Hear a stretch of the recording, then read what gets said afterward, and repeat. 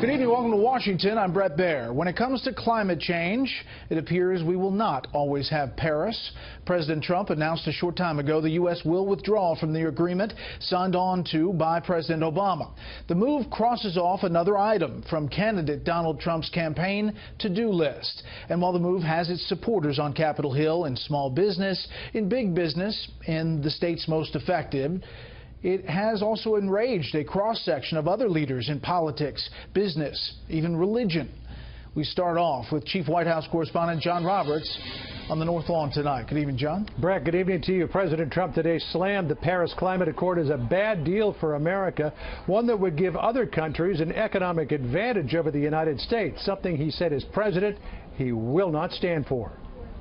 In order to fulfill my solemn duty to protect America and its citizens, the United States will withdraw from the Paris Climate Accord. With the formality of the Rose Garden around him, President Trump today put the world and Congress on notice that the U.S. will only sign on to a deal that's good for America and good for American workers. I'm willing to immediately work with Democratic leaders to either negotiate our way back into Paris under the terms that are fair to the United States and its workers, or to negotiate a new deal that protects our country and its taxpayers. In a half-hour speech, President Trump outlined what he said would be the economic burden, expense, and job loss from staying in the Paris Accord. Reaction was swift. SpaceX Tesla CEO Elon Musk, who stands to gain from the subsidies contained in the Paris Agreement, resigned from White House advisory boards, tweeting, quote, "Am departing presidential councils. Climate change is real. Leaving Paris is not good for America or the world." House Speaker Paul Ryan, on the other hand, praised the move in a statement saying, quote, "I commend President Trump for fulfilling his commitment to the American people and withdrawing from this bad deal." In Europe, leaders with whom President Trump met just last week all but mocked him. Das denkt Herr Trump. The Americans can't just get out of the agreement.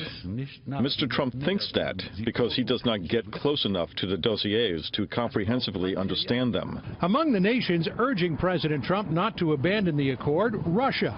Kremlin spokesman Dmitry Peskov saying today, quote, "President Putin signed this convention in Paris. Russia attaches great significance to it." At the same time, the White House moved to mend some fences with Russia, setting plans to return 2 Russian compounds on Maryland's eastern shore and near Oyster Bay, Long Island. The Obama administration ordered Russia to vacate the palatial estates as retaliation for the email hacking scandal back in December.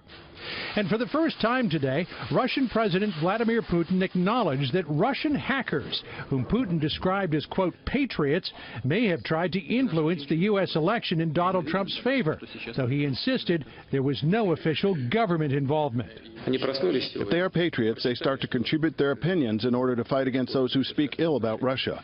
Theoretically, it's possible. We don't engage in that on a state level. With his move on the climate accord, President Trump today seemed to invigorate a base that had grown weary of a White House besieged with daily scandals. And the president made no apology for pulling out of the Paris Accord, saying he was elected to represent people in places like Pittsburgh and not Paris. Brett? John Roberts live on the North Lawn. John, thank you.